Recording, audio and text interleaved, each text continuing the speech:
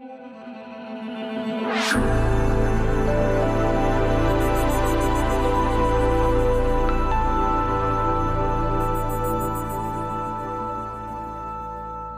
it's good to be back with you here again today as we are rounding out our week on this spiritual practice of pilgrimage.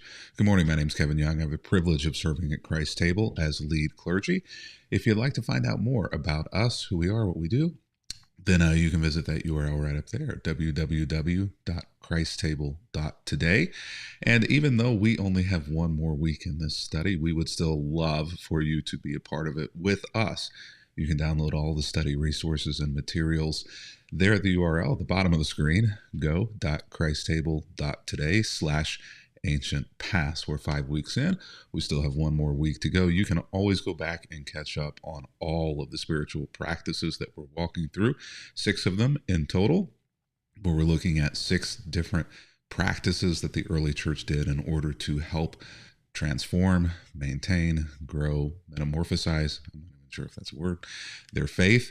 And this week, 5th, pilgrimage, and then one more next week, and we'd love to have you a part, and you can get all the resources to be a part of that right there at that URL. One more thing, though, before we press forward that I wanted to make sure that you were aware of. We send these study materials through the mail absolutely free to anybody who's a regular donor to Christ's Table.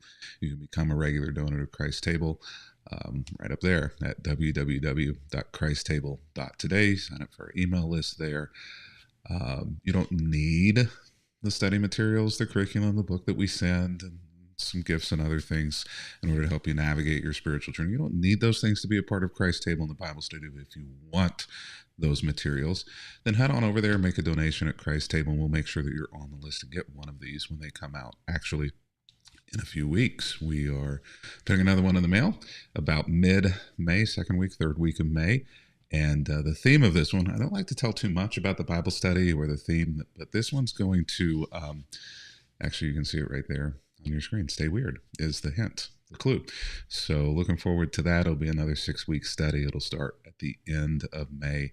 And we would love to have you be a part of that. But no matter what your level of involvement is with Christ's Table, I'm thankful that you are here today as we are jumping back into pilgrimage. Now, we've looked at 3 different pilgrimages in the Bible over the last 3 days, and we've talked about how those can be nuanced both literally as well as figuratively for our spiritual journey, and how making those journeys has powerful effects, not just on our spiritual life, but also the idea of pilgrimage and placing ourselves in situations where we have the potential to be transformed has effects everywhere in our life. So what is a pilgrimage? Well, yes, it can be literally going and walking the Camino to Santiago. It can be literally going to Mecca or to Jerusalem and making a pilgrimage there. But really, it can be any place of spiritual meaning or significance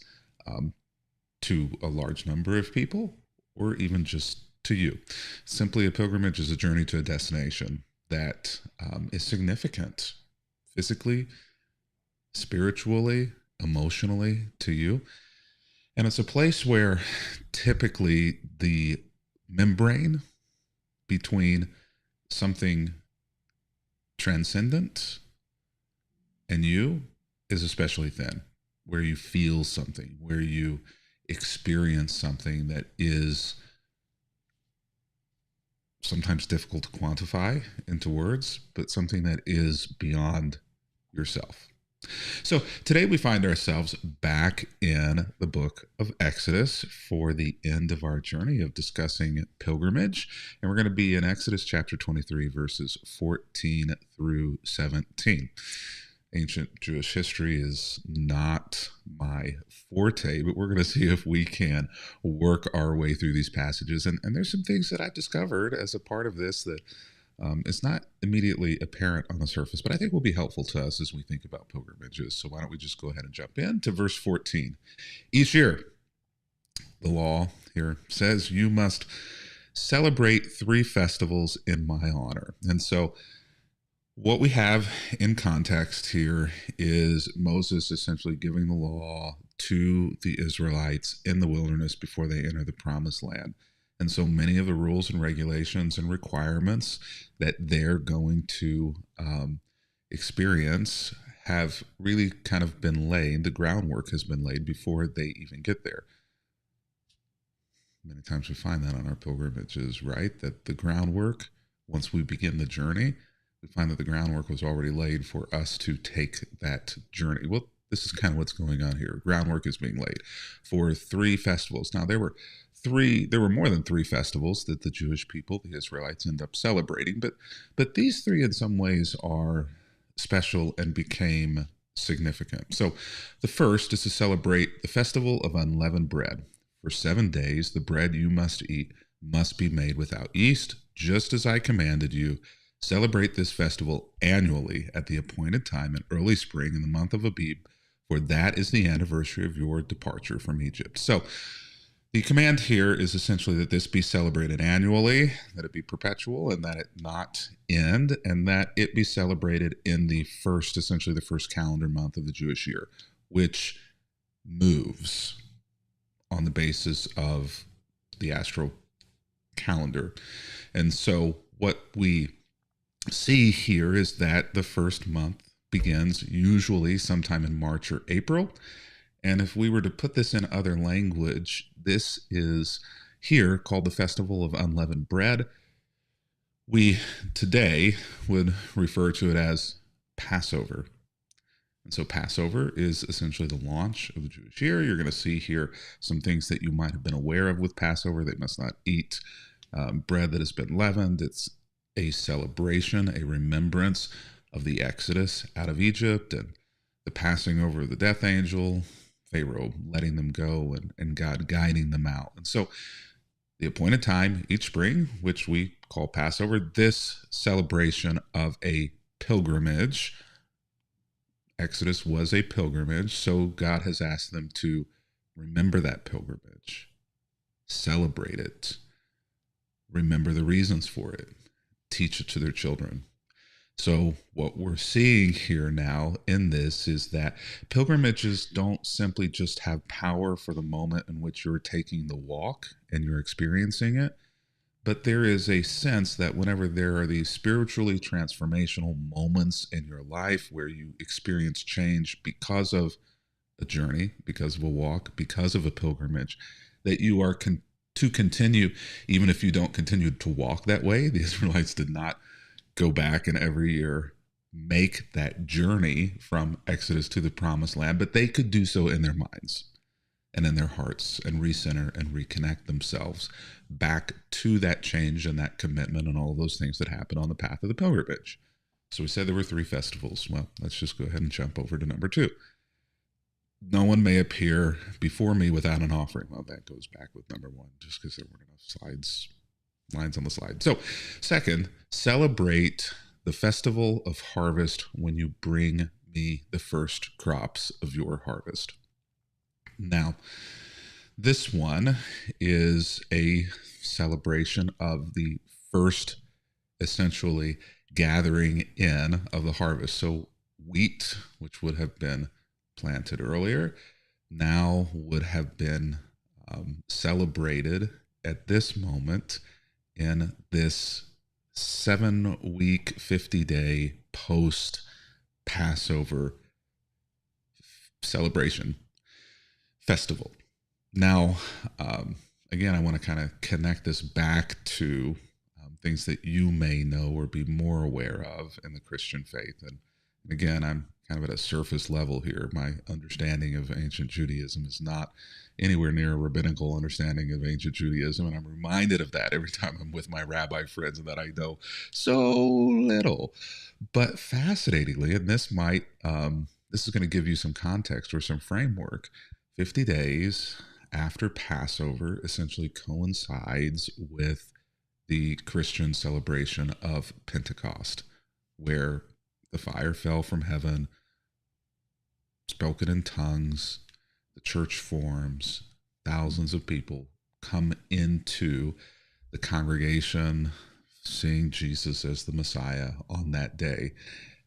Why were all of those people in Jerusalem from all those different nations and tribes and tongues 50 days after the crucifixion? Well, they were there to celebrate this festival of harvest, which we also celebrate now, Pentecost.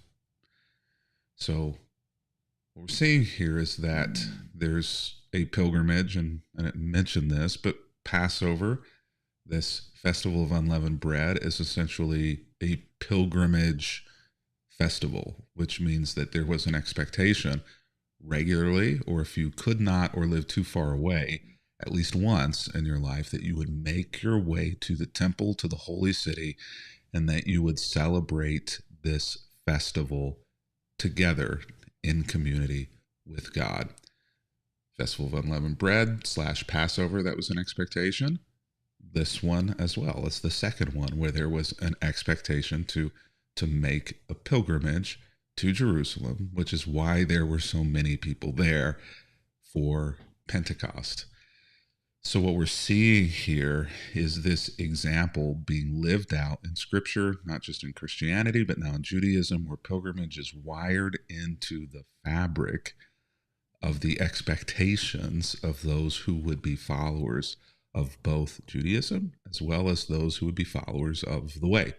So finally, the third festival, celebrate the festival of the final harvest at the end of the harvest season, when you've harvested all the crops out of your fields. And at these 3 times each year, every man must appear in Israel before the sovereign, the Lord.